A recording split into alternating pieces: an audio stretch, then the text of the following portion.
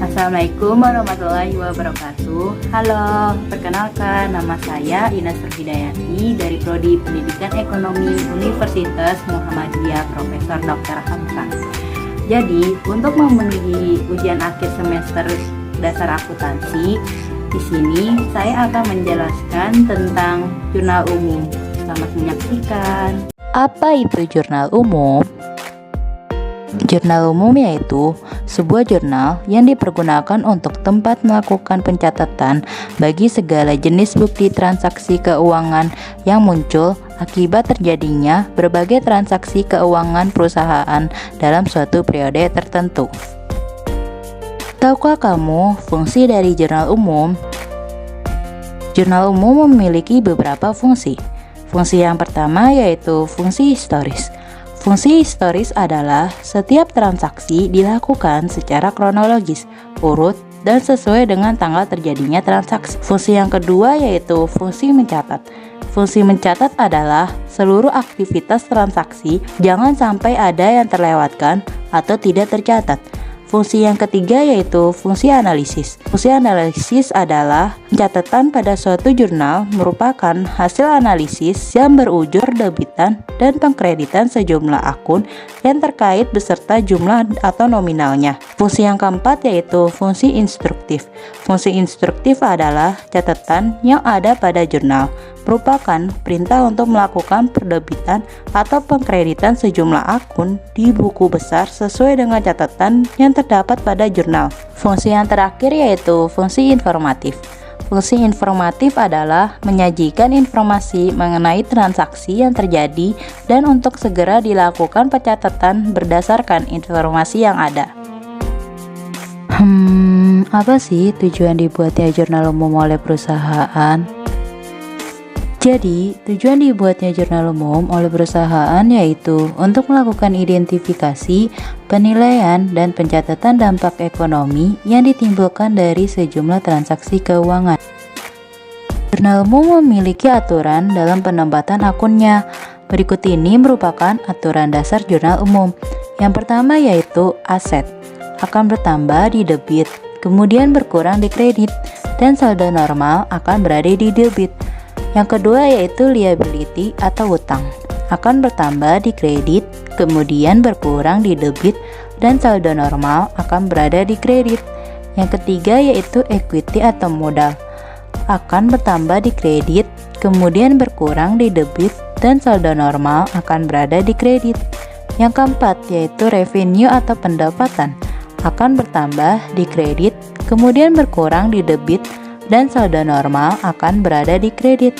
Yang kelima yaitu expense atau beban akan bertambah di debit, kemudian berkurang di kredit, dan saldo normal akan berada di debit. Yang keenam yaitu privo akan bertambah di debit, kemudian berkurang di kredit, dan saldo normal akan berada di debit. Berikut ini penjelasan dari contoh transaksi jurnal umum. Nyonya Iren membuka usaha jahit dengan nama Queen Tailor. Transaksi yang terjadi selama bulan Mei 2020 sebagai berikut. Pada tanggal 1 Mei, Nyonya Iren menyetor uang pribadi ke dalam perusahaan Queen Tailor sebagai modal awal usaha jahit sebesar 4 juta. Untuk analisis transaksinya yaitu harta perusahaan dalam bentuk kas bertambah 4 juta di debit. Modal Nyonya Nasnur bertambah 4 juta di kredit. Pada tanggal 2 Mei, disewa sebuah ruko untuk usaha jahit dengan membayar 1.200.000 untuk 6 bulan. Untuk analisis transaksinya yaitu harta perusahaan dalam bentuk sewa dibayar di muka bertambah 1.200.000 di debit. Harta perusahaan dalam bentuk kas berkurang 1.200.000 di kredit. Pada tanggal 4 Mei, dibeli tunai perlengkapan jahit dari toko Jaya dengan harga 800.000.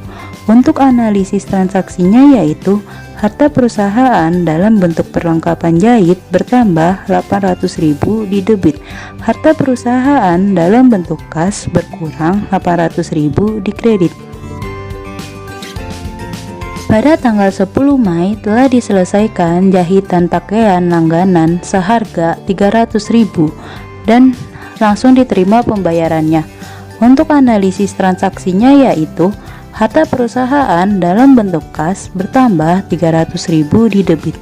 Pendapatan perusahaan bertambah 300.000 di kredit. Pada tanggal 12 Mei dibeli peralatan jahit dari toko sekawan seharga 1.500.000, baru dibayar 500.000. Untuk analisis transaksinya yaitu harta perusahaan dalam bentuk peralatan jahit bertambah 1.500.000 di debit. Harta perusahaan dalam bentuk kas berkurang 500.000 di kredit. Untuk perusahaan ke toko sekawan bertambah 1 juta di kredit. Pada tanggal 18 Mei telah diselesaikan jahitan pakaian Tuan Ahmad seharga 1.700.000.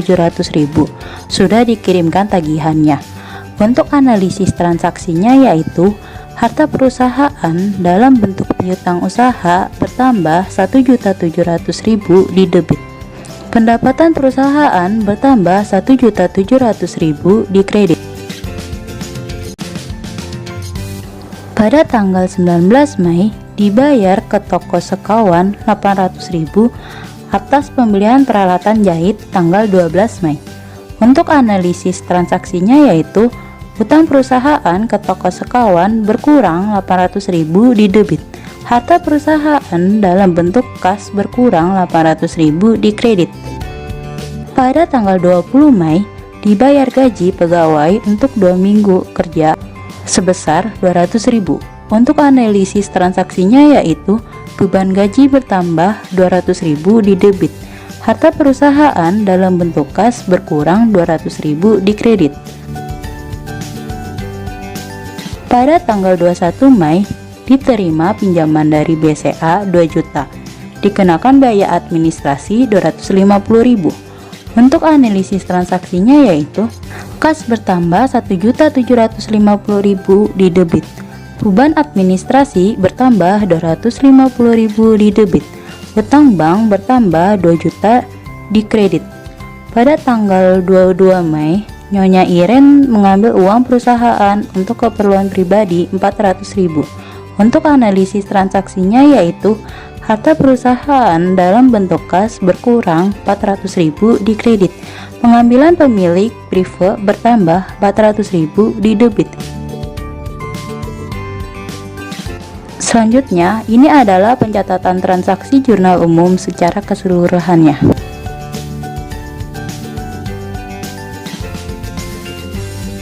Jadi, jika ditotalkan seluruhnya, maka hasilnya Rp12.700.000.